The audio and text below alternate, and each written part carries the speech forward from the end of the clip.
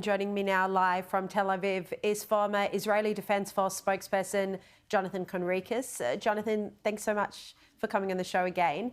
Hamas today praised Albanese for political courage after our Prime Minister joined other nations in saying that he'd vote to recognise a non-existent Palestinian state at the United Nations. Does this show how warped the policy position is when you have the worst terrorists on the planet praising you? Yes, hello. Thank you for having me on.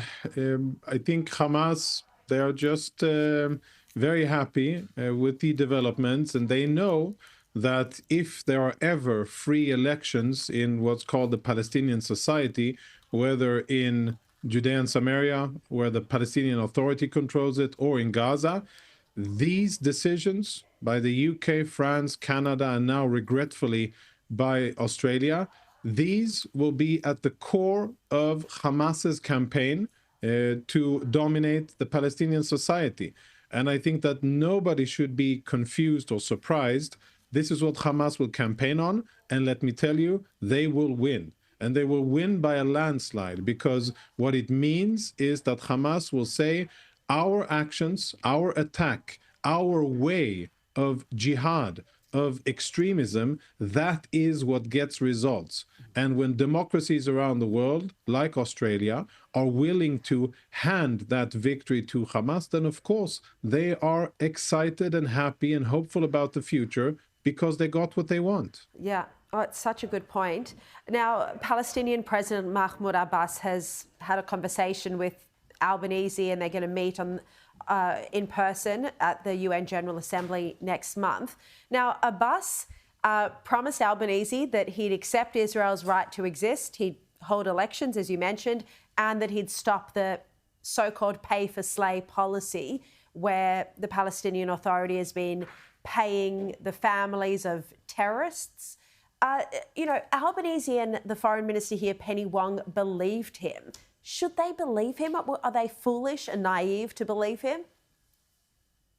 Well, I don't know if it's foolishness, naivete, or something more sinister. I don't know the two Australian politicians well enough, but I can say that they're dead wrong. And, Mahmoud Abbas has had the opportunity to recognize Israel and to end the conflict twice. Twice under his tenure, he was provided very generous and conflict-ending proposals by Israel, with land swaps, with a Palestinian capital in eastern Jerusalem, and with basically almost everything that they wanted. He still refused to recognize Israel and, importantly, to end the conflict. Why would he do so today? Another topic is elections. He is on his 20th year of a 4-year term. There have not been elections in the area that he controls, the Palestinian Authority, for all of those years. Why is that? Because they're corrupt and hated, and because they would most likely lose to whom? To Hamas. Now the situation is even worse, because Hamas, if the war ends without Hamas being defeated, that would be a victory for Hamas, and they would collect on it in elections. And last thing, Mahmoud Abbas is not a man of his words. Mahmoud Abbas isn't trusted, liked, or respected by his own people, and he shouldn't be respected or trusted by global leaders. And I think it's a terrible, terrible mistake to take him at his word. Yeah, well, I wish Albanese and Penny Wong would listen to that and would know that, because this whole plan is trusting the word of Mahmoud Abbas. And by the way, he also promised Albanese that Hamas would have no role, that it would demilitarize. I mean, how can he possibly give a promise like this? How does the international community, this is such a key point, Jonathan, how does the international community think that Hamas will be disarmed if they're telling Israel to withdraw from Gaza? So if Israel doesn't disarm Hamas, defeat Hamas, who's going to do it? Nobody. That's the plain short answer. And to think and believe otherwise is a fool's errand, and it is simply not realistic. If I'm Hamas and this war ends with a ceasefire, and I still have my men, I still have my guns, and I control the Palestinian population, you can better bet on it that I'm not going anywhere, and that I would consolidate the victory into retaining control over Gaza and not going anywhere, despite promises from the PA. And I think we should remind everybody that for about a year, almost a year, between 2005 and 2006, the Palestinian Authority did, in fact, control the Gaza Strip. Israel withdrew from the Gaza Strip in the summer of 2005, handed it over with a bow and tie to the Palestinian Authority and told it, govern. What they did was start to govern, had elections.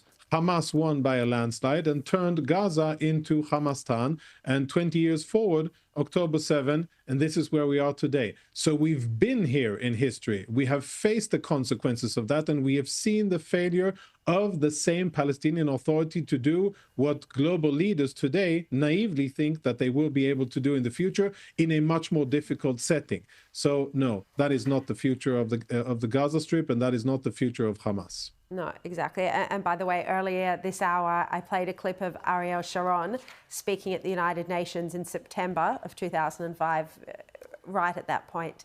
As you said, we've only got a minute left, so I don't know if you can answer this question in a minute, but Israel's current plan to take over Gaza City, less than a minute, do you think that is the best option to defeat Hamas? The best option would be if Egypt and Qatar and Turkey, the three most important supporters of Hamas, if they tell Hamas that it's either you surrender, hand over your weapons, return the Israeli hostages, and get out of Gaza, or destruction is going to descend upon Gaza, and it will be your responsibility. The suffering, death, and damage will be your responsibility. Only if these three countries say that, then do we have a chance of not having to be forced, from an Israeli perspective, to do it.